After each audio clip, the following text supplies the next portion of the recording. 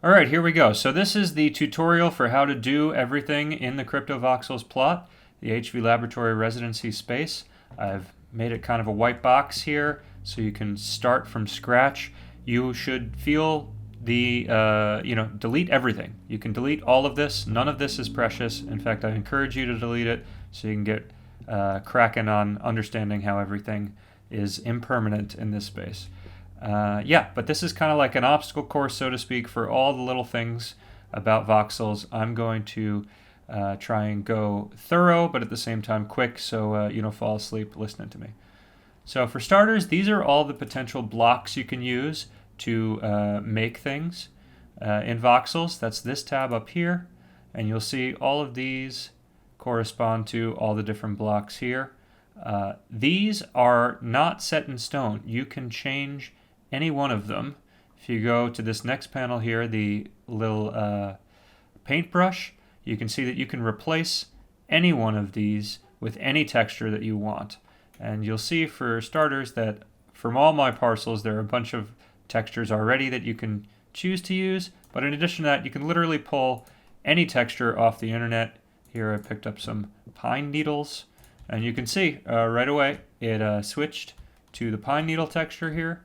And if I were to right click and use this here, I can build, and I have a bunch of pine needles. So there is that. You can change it to anything you want. You can also change the color. So white is kind of whatever the base tint would be, but say I want to have some blue tinted pine needles. I can do that. And that's what that looks like. So really you can remix pretty infinitely. Don't let your be bound by anything other than your imagination. Just to also give a quick update, if you go into the little left here, lower left here, you'll see the basic commands. Flying being a very important one. If you press F here, F, it will enable your ability to fly around. Another one that's also important, if you hold down the Shift key, you'll speed around a lot, which is nice sometimes if you know where you're going and you don't want to waste any more time. Other things that are important to know, use either the arrow keys or WASD to move around when you're on desktop. And if you want to allow yourself to have the mouse again, you press the escape key, and there you go. So moving back to here, again, we have all these different block types. We can adjust the color of it. The tints are not set in stone either. If we go down to the paintbrush again, the edit option, you can change any one of these colors to anything. See here, I want to make that white or whatever. I can do as well. I could also reset this and it will set it back to whatever the original palette was. In fact, let's do that because I can. So those are what the original colors of the parcel were. You can change any of them. So there's that. Let's see what else is useful out of these block areas. So there's building here, and then say you wanted to paint a pattern. Say I don't want those blocks to be with that square anymore. I want it to be like this. I can click that and then hit paint, and then it'll change that to that. Rather than erasing it and building a new one, you can do that. So we'll go back here, erase again, and let's see what else. Go back to this edit thing to see what else is here that's useful. The lighting, that's an interesting one. So if I adjust this, I can make things darker or lighter. And in addition to that, they have this button here called Bake Light Map. Now, doing this now, I can try it and see if it makes any difference, but it probably won't because there's not really much interesting buildings here. But basically what this does is it creates like a more dynamic lighting as though it were an actual physical world location. So, like if you were to create a window, a door, or, a wall with a window, light would cast in.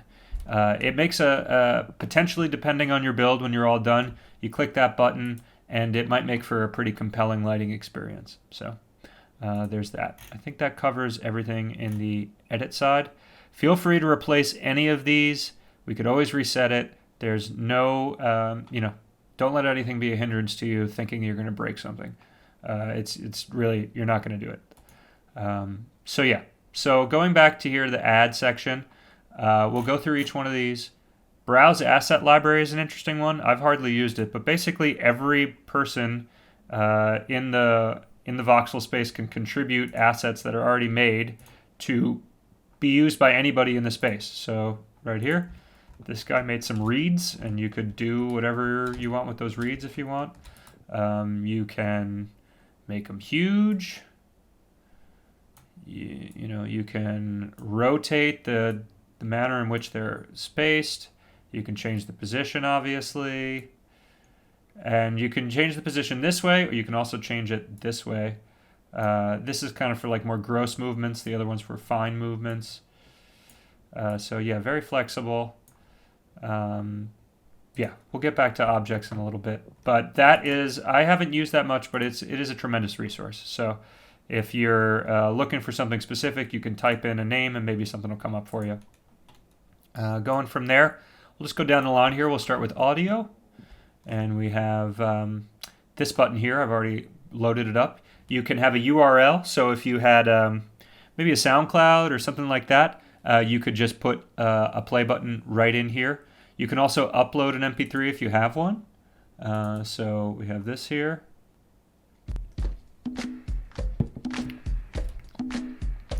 So there we have that. And you can change the button to see what you can change it to look like something different. There's all sorts of options here. You can make it loop. You can make it autoplay when somebody comes into the parcel. I often do this mostly with like YouTube videos and whatnot, but this is, if you have a specific thing of audio, you can do this. And then potentially, because it's not also a YouTube video, you could have audio playing and then have a YouTube video playing and have them at the same time. If you have two YouTube video links in your parcel, they won't play at the same time. But we'll get to that in a second. So yeah, so that's pretty robust. And also another thing about that, you can change the spatial roll-off factor, which is kind of cool. So like,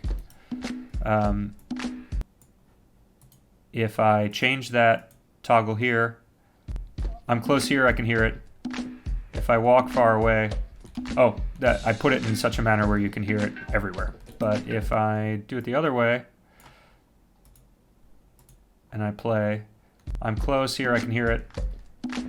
I go away, I can't hear it. So that's potentially useful. And volume, obviously, is that.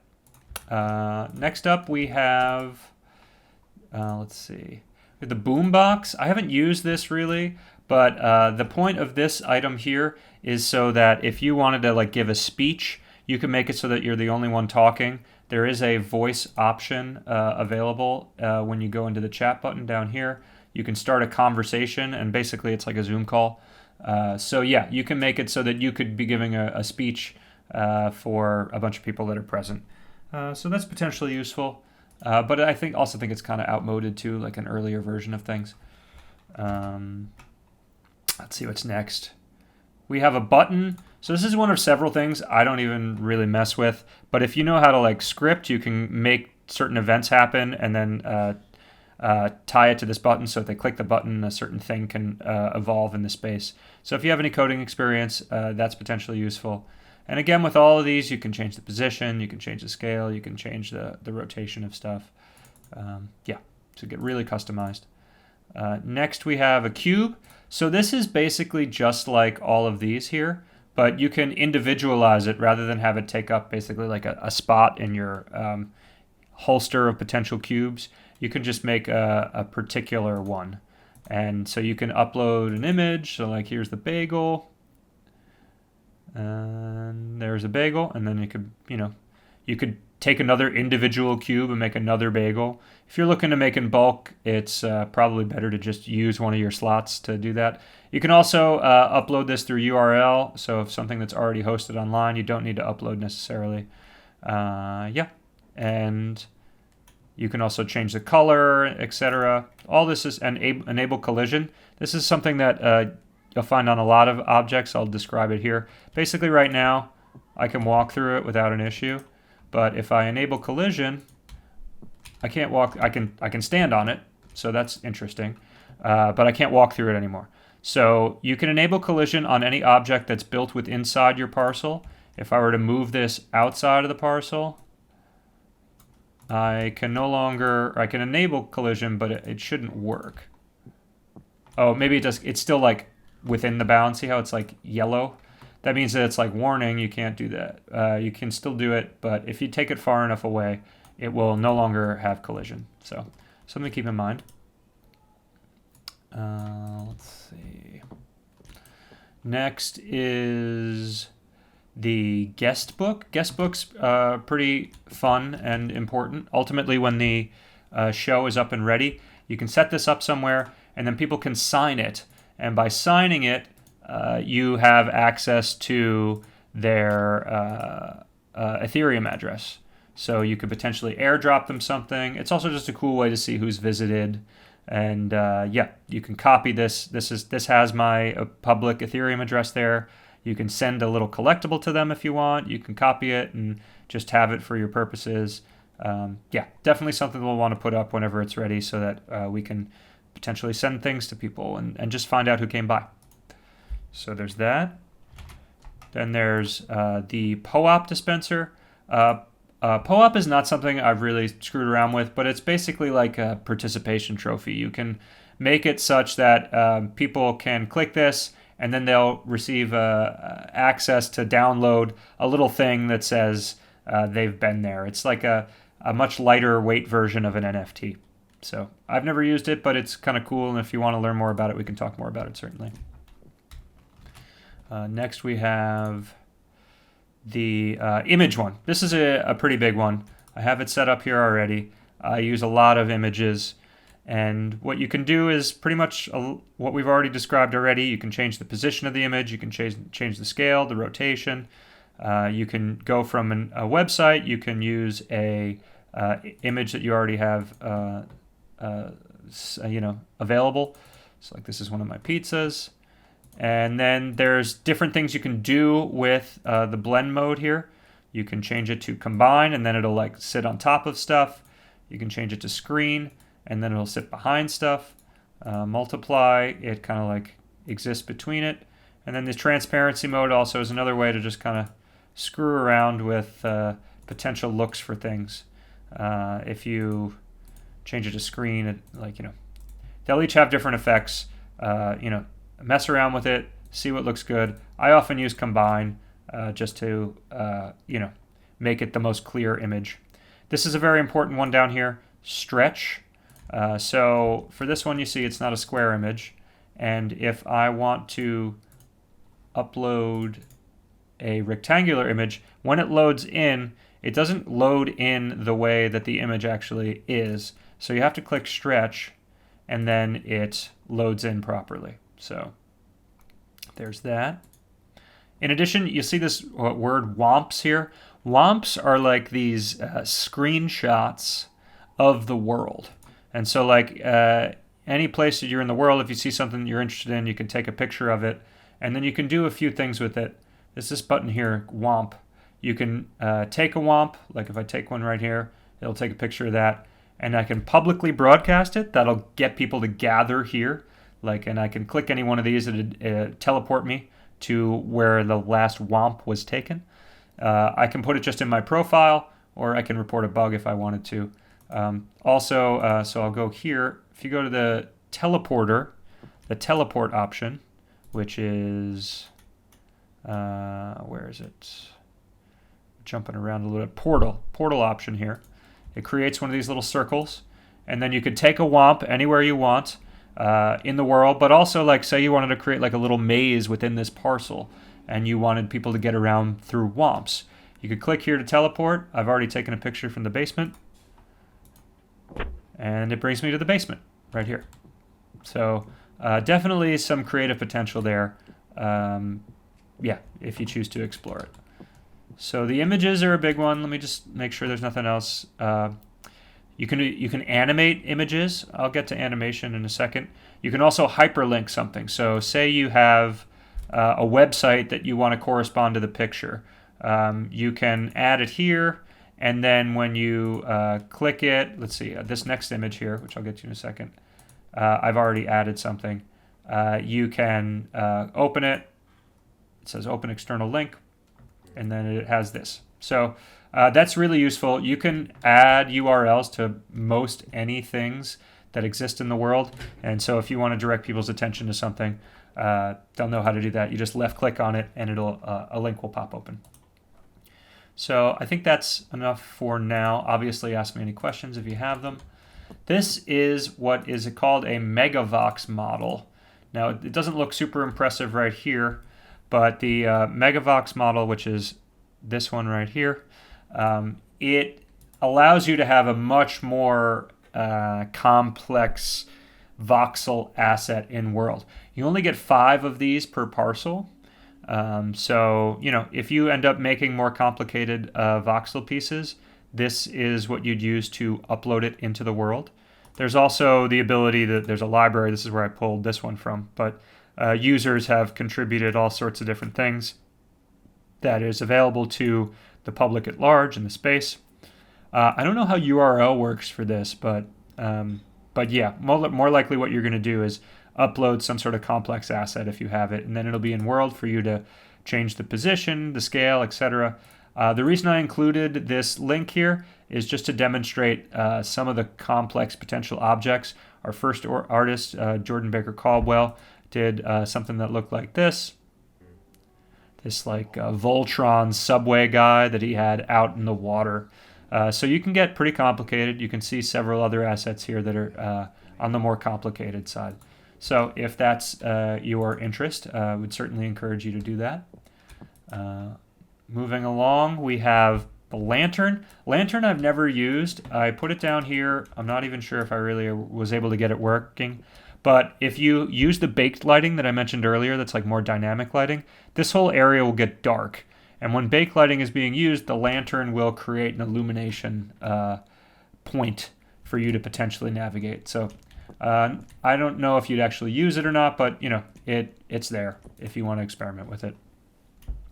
Megavoxel Models, NFT images. So NFT images, it's very much like just a regular image, but it allows you to potentially display your own NFTs, or if you had a URL like a Bored Ape, or make another NFT and it's not connected to your the Voxels account that you're using to build, you could potentially put a URL in here and it will populate.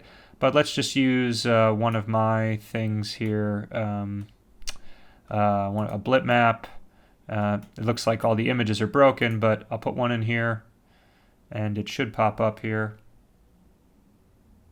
It took a minute. It can be a little finicky sometimes, but that's how that went. And if you click it, it has a little bit more information. It looks a little bit cleaner than if you were to just have a URL, but it shows the owner, that's me, who made it, the description, and then you can view it on OpenSea and potentially sell it. You can also transfer it from here, which I would not do from here. But yeah, those are some interesting options. In addition to that, or let's see, what's next? Next we have collectible model. So collectible model is like if you go to one of the parties around here, you visit a parcel, people are giving out collectible models all the time. They're used for like on your avatar. See like one of the bagels, that's a collectible model here, the hat. You can just put them in the world.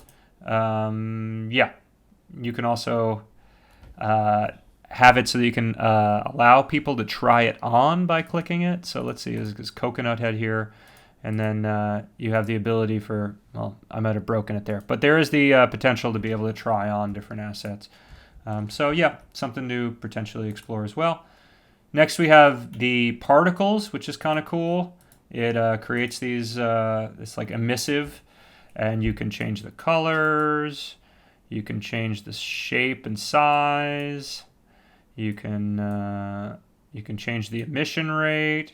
All sorts of stuff here. You can change the animation and whatnot. So potentially something that's cool for you to play around with. Gravity. Yeah. I mean, all of this in general is pretty intuitive. You just got to mess around with it. This is polytext. Polytext is, allows you to write some text. I've demonstrated how The keyframing works here. So when you go to animation, you can make it position, you can make it scaling, which I guess is broken based on that. Or it's broken based on how the presets are. But yeah, so with this, it starts at 0 here, and then you add a keyframe, and you can say in 90 frames, it travels in one direction here, and then it will end up restarting. So we'll put it at like 1. And then if we add a keyframe, basically what happens now is it'll pause or it'll go back down. So it takes a little bit longer to go up, but then much faster go down because it's 90 frames to go up, but 30 frames to go down.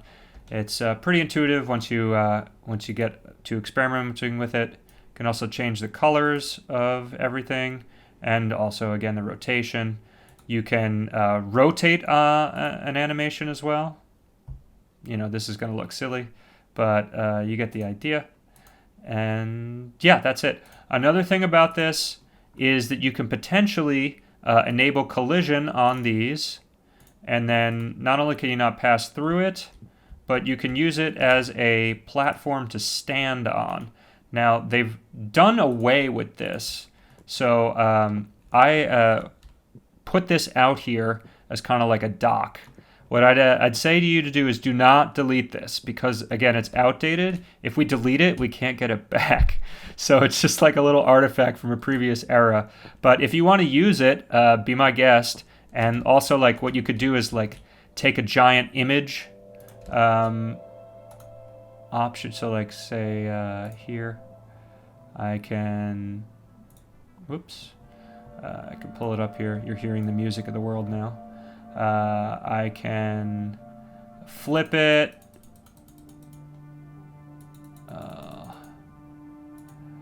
I don't know if I'm going to be able to do this in a timely manner.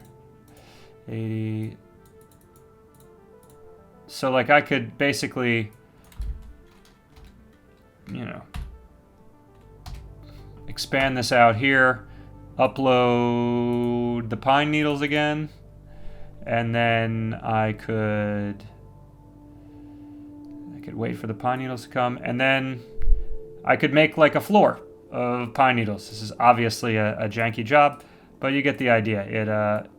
You could potentially cover this whole space with like some type of thing to create the illusion of a texture.